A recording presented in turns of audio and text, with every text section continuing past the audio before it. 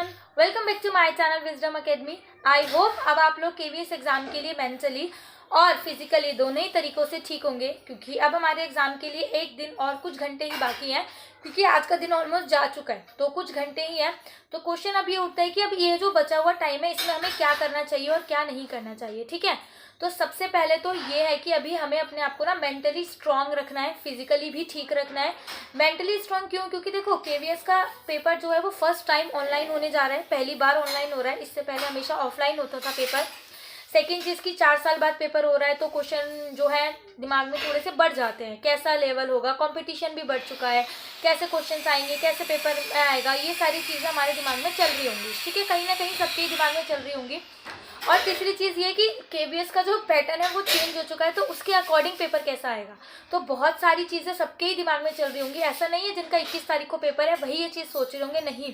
हर एक बच्चा जो केवीएस पीआरटी का एग्जाम देने जा रहा है, हर सबके दिमाग में क्वेश्चन चल रहा होगा। ठीक है, तो ये चीज़ें आना गलत नहीं है, बट येस अब जो ये टाइम है ना, इन क्वेश्चनों को आपको साइड में रख के अपने आप को मेंटली स्ट्रांग करना होगा कि भाई हाँ, जितना भी मैंने पढ़ा है मुझे वो सब आता है, मैं कर लूंगा या मैं कर लूंगी। जितना भी पेपर है मुझे आता होगा, क्योंकि आपको अपने दिमाग को साइन देना ही नहीं है कि मुझे नहीं आता, मुझे पढ़ना है, मैंने पढ़ा ही नहीं है, मुझे ये भी नहीं आता, मुझे वो भी नहीं आता। अगर आप ऐसा कंटिन्यूसली बोलना चालू करोगे ना, तो आपका दिमाग भी आपके दिमाग में कहीं ना कहीं ये पकड़ लेगा कि हाँ मुझे नहीं आता ये। तो जब आप क्वेश्चन करोगे, मान लो वो टॉपिक आपने पढ़ रखा है, फिर भी आपको लगेगा कि हाँ मुझे क्वेश्चन नहीं आ रहा, मैंने पढ़ रखा है या मेरे को नहीं आ रहा, तो ये चीज़ें बोलनी छोड़ दो कि आपको नहीं आता, नहीं है। जो भी अब जितना भी टाइम बचा है, थोड़ा सा पॉजिटिव फील करो, बी पॉजिटिव। यही सोचो कि हाँ आपको आता है, सब आता है, आपने पढ़ रखा है, सब कुछ पढ़ रखा है। और सब कुछ नहीं पढ़ रखा तो जितना भी पढ़ा हुआ है उतने में से मैं आराम से पेपर निकाल लूंगा या पेपर निकाल लूंगी, मुझे आता है। ठीक है, अब देखो क्या होता है, अगर कोई पहले से हमें डेट मिली होती, बहुत ज़्यादा टाइम होता पेपर में, तो लास्ट डेज में सब ये बोलते हैं कि आखिरी के 1-2 दिनों में आपको कुछ नहीं पढ़ना चाहिए। इट मीन्स कि आज या कल में आपको कुछ भी नहीं पढ़ना चाहिए। बट मैं ऐसा इस बार नहीं बोलूँगी, क्योंकि टाइम जो था बहुत कम मिला है। अभी तक तो हमारा सिलेबस ही नहीं पूरा हो पाया और एकदम से एग्जाम की डेट आ गई। तो ये ऐसा बिल्कुल भी नहीं है कि आप कुछ भी मत पढ़ो, नहीं। मैं बोलूँगी आप जब तक जितना पढ़ पाते उतना पढ़ो, बट आपको पढ़ना क्या है, आपको वो पढ़ना है जो आप पहले से पढ़ चुके हो। इट मीन्स कि जो चीज़ें आपने पहले से करके रखी हुई है ना, आप उनका रिवीजन करो। 1 बार 2 बार 3 बार, जितना ज़्यादा से ज़्यादा रिवीजन कर सकते हो आप उसका रिवीजन करो। कुछ भी नई चीज़ पढ़ने की बजाय आप सिर्फ रिवीजन करो। पढ़ना तो है आपको, लेकिन नई चीज़ नहीं पढ़नी, आपको पुरानी चीज़ों का रिवीजन करना है। और अब ये जो 1-1.5 दिन का जो टाइम बचा है ना, इसमें एक भी मॉक टेस्ट मत लगाओ। ठीक है, जितने मॉक टेस्ट लगा लिए अच्छी बात है, उनका एनालाइज करो, जहाँ जिस टॉपिक में दिक्कत आ रही है उसको पूरा करो और उन टॉपिक के पर्टिकुलर क्वेश्चन लगाने की कोशिश करो। बट ये सब मॉक टेस्ट मत लगाओ।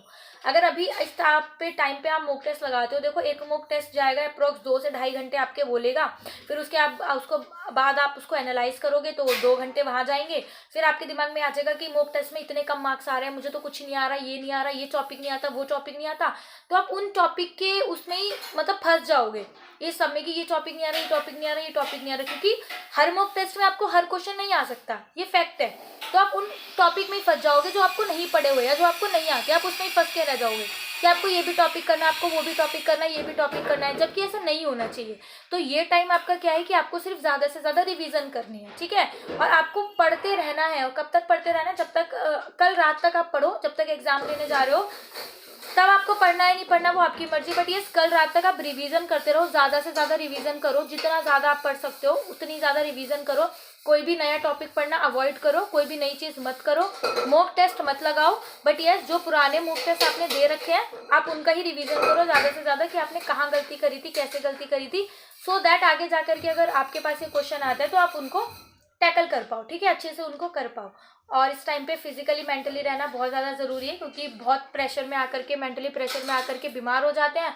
और फिर जब पेपर में बीमारी के साथ आप देने जाओगे तो अच्छा परफॉर्म नहीं कर पाओगे जितना आप कर सकते हो। ठीक है, तो बहुत ज़्यादा टेंशन लेने की ज़रूरत नहीं है। जैसे आप सोच रहे हो पेपर टफ आएगा, ऐसा आएगा, वैसा आएगा, वैसे ही हर बच्चा सोच रहा है। आपका भी सिलेबस पूरा नहीं हुआ तो हर किसी बच्चे का भी सिलेबस पूरा नहीं हुआ, तो सब एक ही लेवल पर हैं अभी। कोई ज़्यादा या थोड़ा सा कम, थोड़ा ज़्यादा ऐसे होगा, बट ये सभी सबका हाल सेम एक ही जैसा है। ठीक है, तो अपने आप को डिमोटिवेट करने से अच्छा अपने आप को मोटिवेट करो कि मैंने जितना पढ़ा है, जैसा पढ़ा है, मैं कर सकता हूँ, मैं कर सकती हूँ और पेपर हो जाएगा।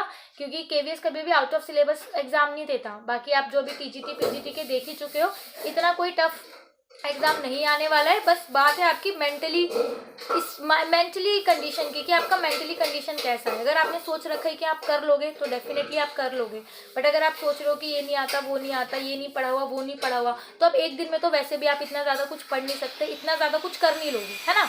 अगर आप टेंशन भी लोगे कि आपने ये भी नहीं करा हुआ है, वो भी नहीं करा हुआ है, कैसे होगा, तो अभी 24 घंटे के टाइम में तो आप वैसे भी कर नहीं सकते ना उसको, तो फिर बुरा ही क्यों सोचना है। सोचना है तो फिर अच्छा सोचो, अपने लिए अच्छा सोचो। भले आप पेपर में कुछ नहीं करके आ रहे, फिर भी सोचो कि हाँ मेरा नंबर आ जाएगा, क्योंकि सोचने के लिए कोई टैक्स वगैरह थोड़ी ना लग रहा है। तो जब अपने बारे में सोचना ही है तो हम बुरा क्यों सोचें, अच्छा सोचें, तो जो होगा सो फिर अच्छा ही होगा। ठीक है, सो ऑल द बेस्ट। ज़्यादा मेंटली प्रेशर लेने की जरूरत नहीं है, क्योंकि बहुत सारे बच्चों को बीपी की प्रॉब्लम हो जाती है, एकदम से मतलब पसीने आने लगते हैं पेपर को देखते हैं, कि मेंटली इतना ज़्यादा दिमाग में होता है। क्योंकि ऐसा पहले बहुत पहले मेरे साथ होता था, बट मैं अब ओवरकम कर चुकी हूँ सिचुएशन से।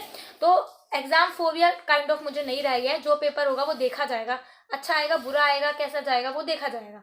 ठीक है, बाकी जो 22 तारीख वाले जिनका एडमिट कार्ड आने हैं 22 तारीख को, वो अभी थोड़ी देर में साइट पे अपलोड हो जाएंगे, वो अभी तक नहीं आए हैं।